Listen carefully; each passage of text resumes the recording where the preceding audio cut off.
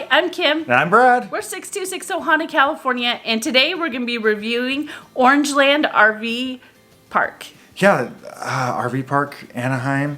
Huh? Going camping near Disneyland? Really? Yeah, really. It's only about 4 miles away from Disneyland, and most of our Lyft drivers that when we were taking lifts didn't have a clue this place ever existed. Actually, a lot of our friends and Disnoid friends that we have, they had no idea that you could camp near Disneyland. And it was kind of an interesting thing because we wanted to do a weekend at Disneyland, and we started looking at hotel prices. And then I remembered we had such a good time camping at Fort Wilderness at Disney World that there's got to be something close to Disneyland. And that's kind of how this whole thing started. And cheaper.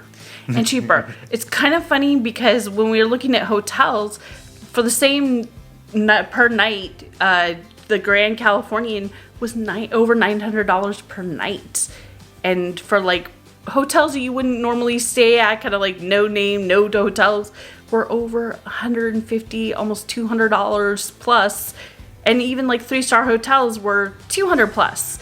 We're like, this is insane for one night, and we were staying for 3 nights. So we found that this was more affordable, and this was going to be a lot. What I think was better, because I was reading hotel reviews, and the words that kept coming up were dirty, noisy. There seems to be a problem with getting housekeepers at hotels locally. So this just seemed to solve all those problems. Yeah, well, obviously you bring your home on wheels. Yeah, it helps. If it's dirty, it's your dirt. So anyways, we do enjoy camping, and we'll get more into that portion of it here in a minute. But really, this campground is really hidden, and it was really quiet. Yeah, and it was clean. So everything that we wanted in a place to stay down near Disneyland, we found at Orangeland RV Park. So one of the great things was it was really easy to call, set up a campsite, and registration was easy. And once we got there, we just went to the office, they checked us in, and then they had a guide escort us to our campsite and help back us in. Yeah, really, they give you really wide lanes to put about 3 different rigs into their waiting queue, as if you want to put it. And we didn't have any problems getting out. It wasn't close. Yeah. It was actually really easy. And the people in the office were great when we checked in. It was nice and easy. Don't forget, while you're checking in, they do have a Good Sam's discount if you have the Good Sam's. The campsites run from $80 to $95 per night, or a weekly rate of $485 to $575. There's 6 people per site, and there's no tent camping allowed. But if you have extra people, they just charge an additional fee. Yep. Let's talk about the different sites. One we actually stayed in was the preferred RV site. So it was a back-end site, and it was really nice, and it had patio furniture with a little umbrella. I really liked our site. Yeah, and all our utilities for as water, electric, and sewer were towards the rear, and actually they were really well placed for easy to get to. And, I hate talking about sewer hoses, but the sewer hose, I only need one length of sewer hose to connect in. It was nice and easy. It was simple. I love that easy touch to plug in and do all your fun setup stuff. Okay, so there's also their least expensive site is a regular RV site. Those are usually up against the fence, and those kind of you could see the road, or I think there was a storage building, so it might get a little bit loud and not quite as quiet as the other areas. Or I kind of like the fact that our campsite, it had the citrus trees, so it seemed a little bit more nature, and there was a lot of shade. It was just beautiful, and so that was kind of the difference. Speaking of those citrus trees, you're allowed to pick the fruit as they're in season from your campsite. And in the office, they have a fruit picker to help you because some of those trees are quite tall. Yeah, and all the grapefruits that were on the tree by us were green. They were nice and green. We couldn't use them. And there's also pull-through sites. There's a couple of different types of pull-through sites. But actually, when we were talking to the office, she was recommending these ones that we were in. She said, I actually like those better. And I can agree. I do too. I liked it. The pull-through sites seemed a lot narrower. I will say our neighbor to the back seemed close to us. But in all reality, I think you said you saw a neighbor once. Yeah, and really when I'm talking about close is you're kind of sitting one RV back here and one over here. So you kind of have a step. So they're close, but it wasn't close and it wasn't loud. Maybe when people came back in the parks, we heard a little bit, but not anything that was like being in the city. And also, there's some more things to be aware of is, unfortunately, because of the campgrounds actually in Orange, California, there is no campfires or open flames allowed. Propane barbecues are okay, but you're not going to get that traditional campfire while you're there. Darn it, no s'mores. Yeah. Speaking of restrictions, there's a few RV restrictions. Your RV has to be year 2005 or newer. And if they're older than that, then you have to submit a picture to the office or the campground first, and then they'll let you know if they'll accept your RV or trailer. And there are no home build RVs. It has to be a name that they recognize from a manufacturer. So something to be aware of. I know some of those home build RVs are absolutely gorgeous. Unfortunately, they just won't let you have them. Okay, so let's talk about the amenities, because that's always the fun stuff too. So there is a heated pool and spa. That pool looked beautiful. My only thing about the pool is it's only open till 10 p.m. So if we got back from the parks a little bit later, we didn't ever get to use it, but it looked really nice and refreshing. Yeah, it was not the largest pool, but it was a decent size. I never saw anybody in it. No, we never. The whole time we were there, nobody was in it. We only saw somebody in the hot tub, like once. Exactly, and I understand the hot tub, because after a day in the parks, the hot tub would have been really nice. Yeah, and it could be nice, but I guess when times we were kind of seeing it, they were closed, or in the morning when we were at temperatures over 90 plus at the time, so it was a little warm. Yeah. So they also have a large barbecue area with dining tables and chairs, which is great if you don't have a barbecue with you.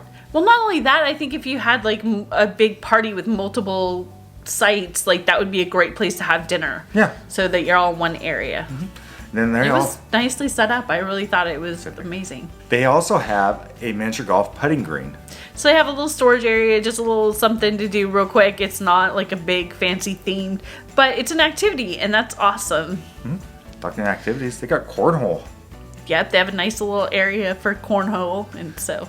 Yeah, and really, they have a lot of different things. They have a community hall area for occasional activities they have. I believe they had a bingo game every so often going on there. They had a bunko night. A bunko, okay. They have a large laundry room area so you can get your laundry done. I will say that was really clean, and I was impressed with that area because it is a large RV park, and sometimes you get to these RV parks and there's like 2 or 3 machines. You can't really be doing all your laundry because there's so many people trying to do laundry.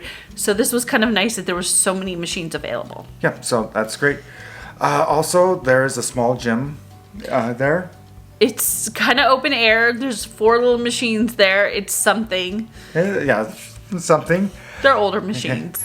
Kind of a cool thing, I haven't seen at RV parks before really too much. There was a little patio furniture with a TV set there. Okay, this was probably one of the coolest little areas I saw because they have this big, huge outdoor area with a big TV. So I think that'd be a great place, like in the afternoon, if there's like a Super Bowl going on, or I don't know, World Series because we're baseball fans, or just something like big on TV, that like event that everybody wanted to watch together. Like that would be a nice little area, maybe to have like a happy hour and hors d'oeuvres and Or stuff. just meet people, yeah. Yeah. Of course, we're talking about in the maybe a little bit nicer weather because it is still outdoors. Hey, we can have really nice weather in January. Yeah. It's Southern California. Yep. And another good thing is talking about the heat and everything is they have a covered playground. Yeah, so they have a really great, fun little playground, lots of little activities, but I like they have that like little shade over it. So you think we're talking about a huge RV park here? Wow. No, really.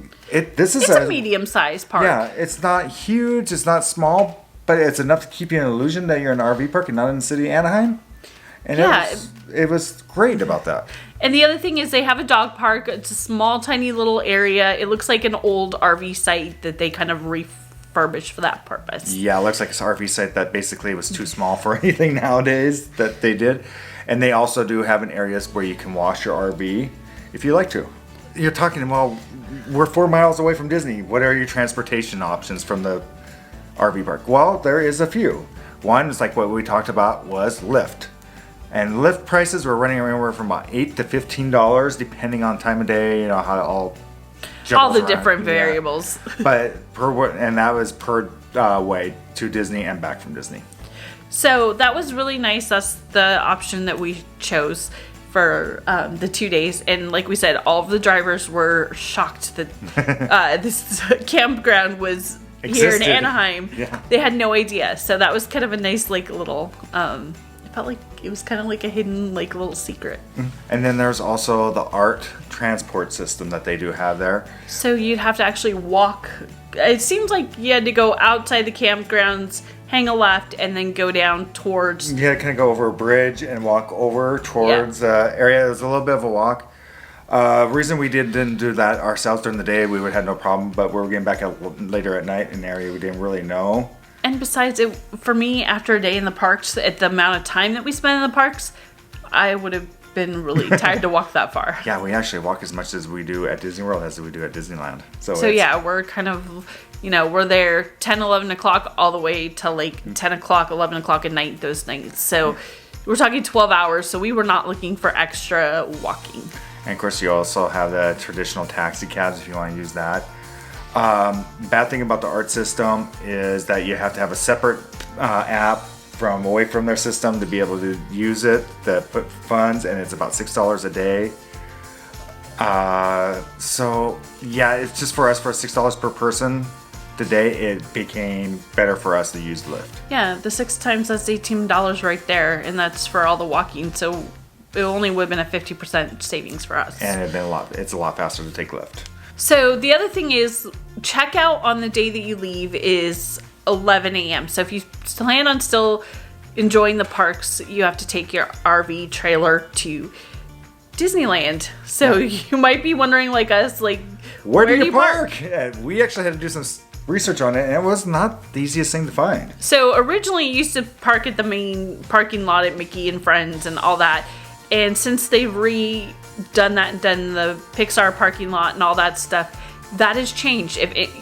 You can drive up, but they're going to actually tell you to leave and go back to the Toy Story parking lot, which is a little bit of a drive. So you have to plan on parking in the Toy Story parking lot. Great thing about the Toy Story parking lot, when we parked there, I think there was only 5 RVs, and there's a huge area dedicated to large vehicles there. And it was $40 a day. Nice thing is we are Magic Key pass holders. Ours includes parking. So we thought it would be just like the general parking, which is $35 a day. Like maybe they make us pay the extra $5. We were delighted at that point to find out that it included the RV. Yeah, so there's a great area to park there. Actually, we had some people there with slides out that were able to probably do the lunches and stuff and come back. Now their downfall about this is you do have to take a separate bus from there to Disneyland.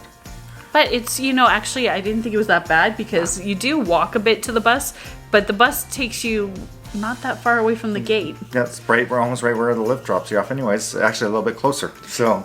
There you go. Would we go back to Orangeland RV Park? For us being Southern California, being so close, yeah, if we were looking for a long weekend, it's great. We enjoyed our time there. It made us feel like we're not in the city.